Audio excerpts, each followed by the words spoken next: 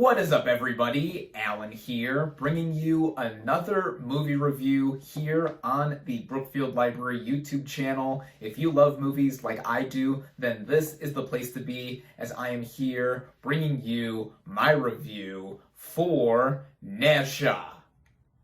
Now, the plot of this 3D computer animation fantasy adventure film basically follows our title character, Ne Zha, a young boy who is born from a heavenly pearl and is given him powers with a prophecy destining him to bring destruction to his village, which has made him hated and an outcast. So he must choose between good and evil in order to decide his fate and become a hero.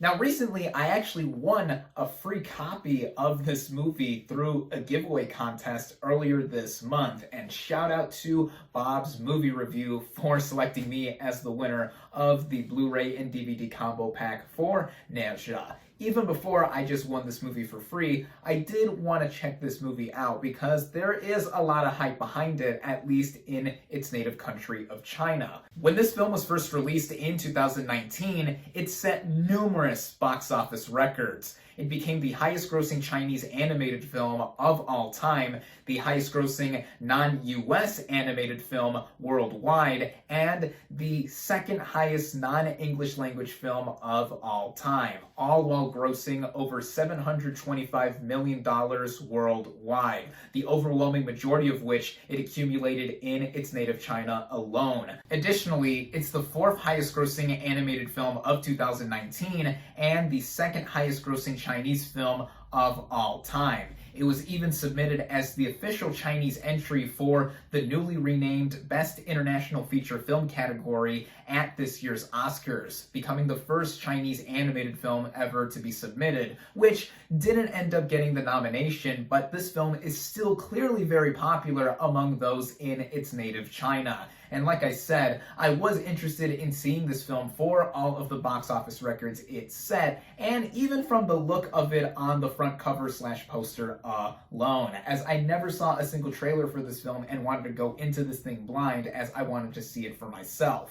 Well, now that I fully sat down and watched this thing, let's get right into the nitty-gritty details. I've already mentioned a brief synopsis as to what this movie is basically about, but I will give further details in order to clear the air as to what else goes on within the movie's narrative.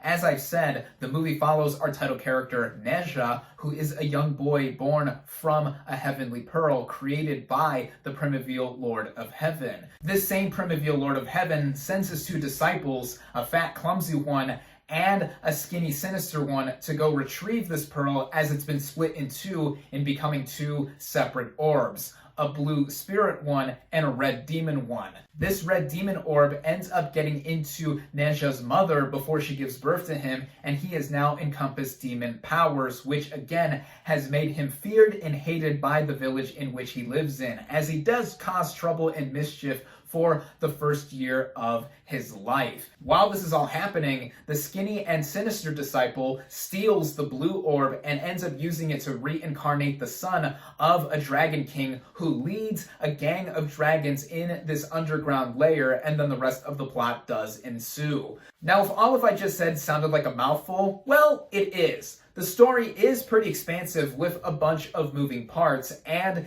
it does create for a lot of intrigue within the story. It is also important to note that the title character is actually based on a Chinese mythological character in Chinese religious folklore, which is interesting because that also led me into become more intrigued as to what this animated film would encompass, because it does have some historical connections. However, this goes into being more of a basic introduction to our title character because it isn't the most deep or fully fleshed out story in the world. A lot of it does happen very quickly, and there are some parts that are very blink and you'll miss it, especially with the animation that is connecting it all, which I'll get to in a moment. It also goes in the way with not having us connect to a bunch of characters immediately. We do get our title character, Ne Zha, being very prominent throughout the film, as he is a very young child who is causing mischief and havoc everywhere, having been born with these demonic powers and being conflicted as to what his purpose is and what he's able to do despite not interacting with common people. that in itself does create the main through line of the conflict of this movie, and it's interesting enough to say the least, as it does supplement what else goes on with the movie, especially with the animation.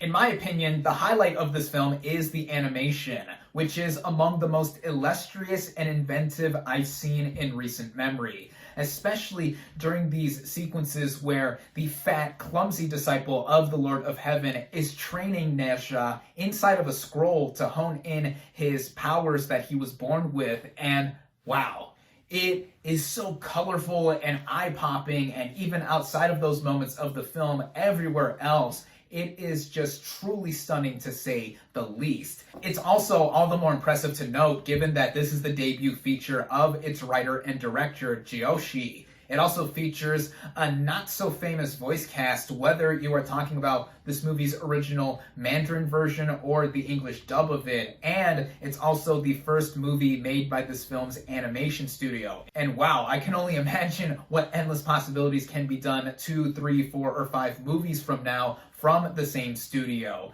And speaking of how this movie is helmed by Jiàngshì, it is mostly to a focused degree to where, yes, the story does move at a whip-fast pace and there are some blink-and-you'll-miss-it moments, but it's always entertaining, I feel. It runs at about an hour and 50 minutes and it is never boring. Plus, the movie makes an effort to tell you to stay during the mid and post-credit scenes because it does set up a sequel which was planned to be released earlier this year in 2020, but given the current pandemic that we are living in, it's put that movie and just about every other major release from this year on hold, at least for the near future. But with just talking about Ne Zha on its own, I would say that I enjoyed it overall. There are some things about it that did hold me back from enjoying it more. I've already mentioned how this thing isn't the most fleshed out or deepest of narratives, and with other stuff such as the humor, there are some pretty nice comedic moments here and there, but sometimes I felt that there was an over-reliance on slapstick, which does make it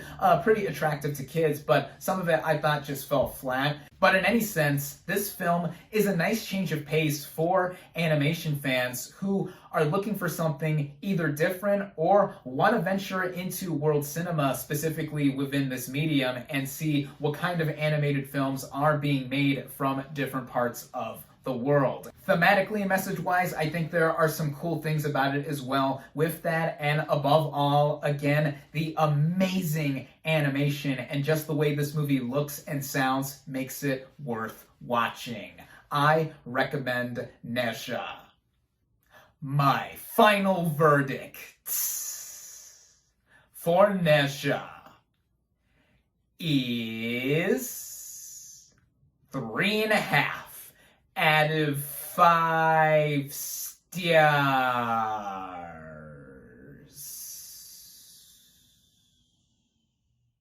If you enjoyed my review and would like to watch Ne Zha, be sure to check it out through Hoopla, among other platforms. Until then, though, thank you all, as always, for watching. Be sure to like this video, comment on what you thought of Ne Zha. Social media links for the Brookfield Library in the description. Subscribe to the channel for more, and I'll catch you on the next movie review.